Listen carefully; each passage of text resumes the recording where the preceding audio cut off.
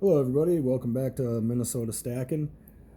Sorry we haven't been more on top of getting new content out to you guys. We've been really busy lately. We recently purchased a new home, so there was, of course, the big move over into the new house from the old house and everything that entailed. Took a little bit longer than we had thought, so unfortunately the things that ended up suffering was our content creating. And honestly, I all my stuff as far as silver and stuff was packed away, so I wasn't even sure what box it was in. So once we got everything unpacked, I was able to kind of locate everything again and finally settled in a little bit. The other thing that has been hampering progress on content is, and if there's any parents of kids in high school out there, you're gonna understand this pain too. We have multiple kids in basketball, and so that is a lot of time that is dedicated to being at the games and making sure the kids are on practice. And up here in northeastern Minnesota, uh, our league that the kids play high school ball in is massive. I mean, we sometimes drive 3 to 4 hours to get to different schools. So just a little background on what's been going on, and why there hasn't been more content coming. And in the future we do plan on doing better. I am aware that people do expect you to produce content regularly, and we want to get back to doing that. So with that being said, we're going to have a little discussion about silver price today, and we're going to look at this 1993 Bill of Rights commemorative coin prestige set. There are folks are probably familiar with what the prestige sets were, so I'm not going to go into what they are and things of that nature, but you can see that the set comes with a little insert that gives us background information about the designers of the $50 silver coins and the silver dollar coin in this case. I'm going to try and get this in focus. I see there's a little bit of a glare here, but let's see if we can get that. There we go. There's a little bit better. For the 1993 set, it was the Bill of Rights set, and here we have James Madison, the father of the Bill of Rights, of course, presented on the. I'm pretty sure that's the $50. Yeah, that's the $50. The secondary design of the $50, the first being the Kennedy $50. The other thing that I like particularly with these prestige sets is the silver dollar coins. These are not, your American Eagle dollar. This is a completely separate design, and so I'm really intrigued with that. Let's see if I can get this. Maybe. Yeah, it's about as good as I can get it. But yeah, James Madison, father of the Bill of Rights. And I was aware of these prestige sets. I didn't know that the presentation was going to be so nice. I mean, on the holder itself, you can see you're able to go back and forth between obverse and reverse, and so I like the presentation of that. I like the fact that I'm able to, like I can take this, I can put this on a bookshelf and have it either show that way or flip it this way.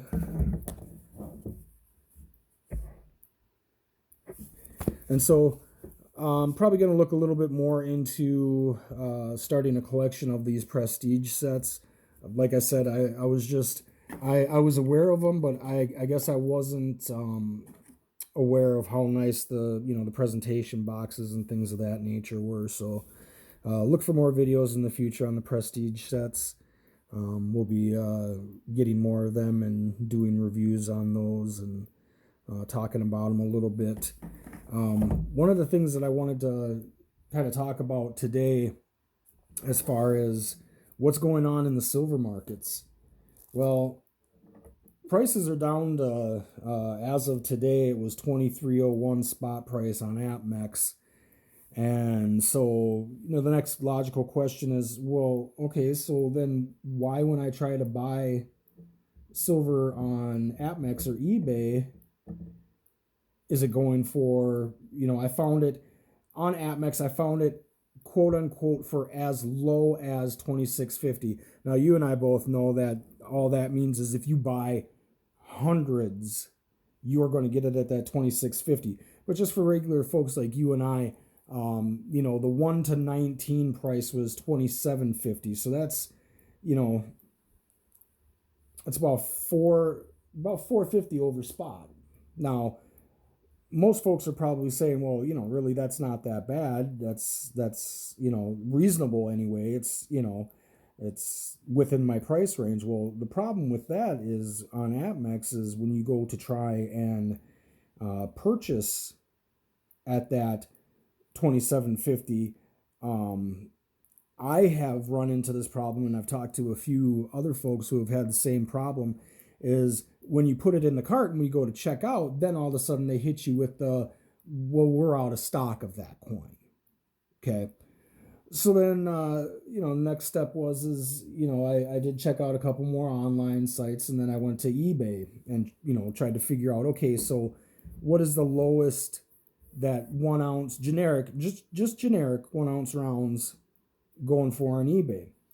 And the lowest I was able to find those at was $31, which is a full $8 over spot price.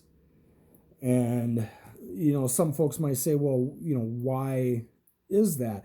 I had a discussion with my local coin shop owner.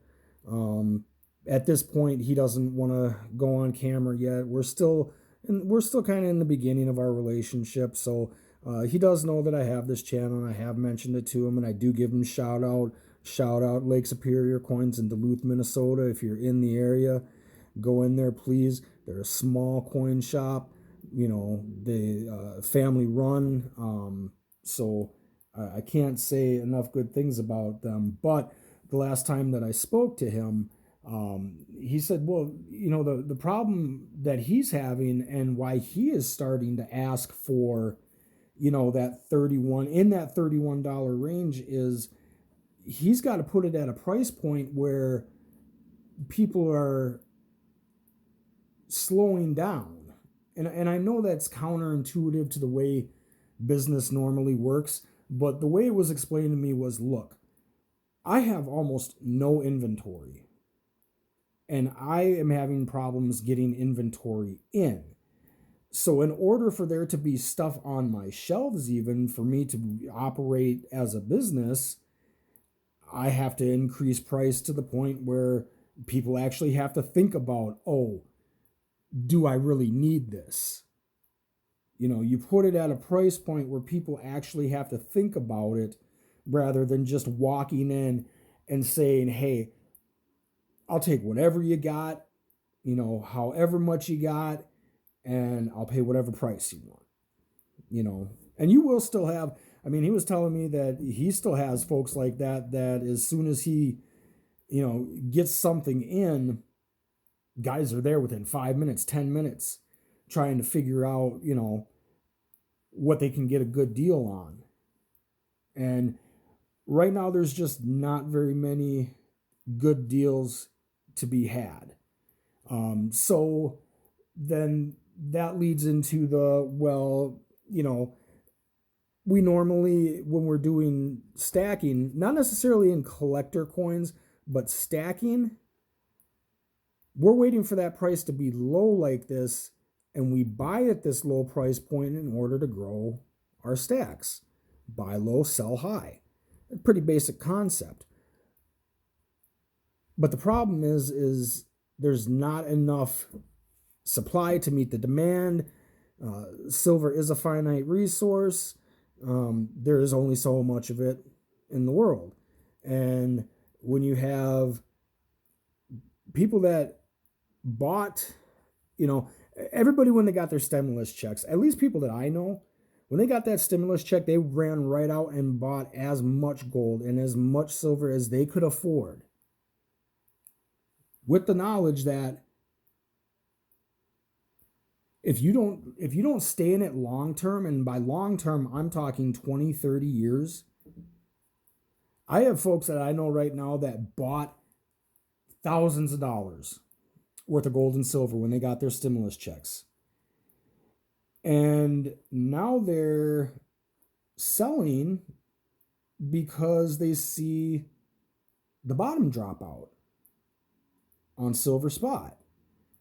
And, these are folks that are, these are the Bitcoin guys. These are the guys that are, they want fast money, not looking at gold and silver both. I tried to explain to so many people, look, you cannot put money into gold and silver and think that you are going to receive a return on that investment in a year or 2 years or 3 years.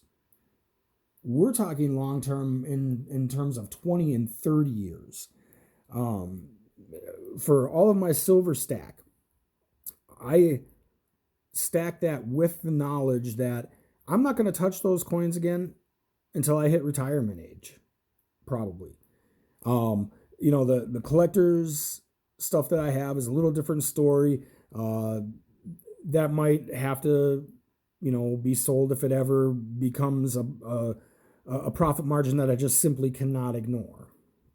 So there is a time and place for everything when it comes to how you handle your personal stack and how you handle your investment coins.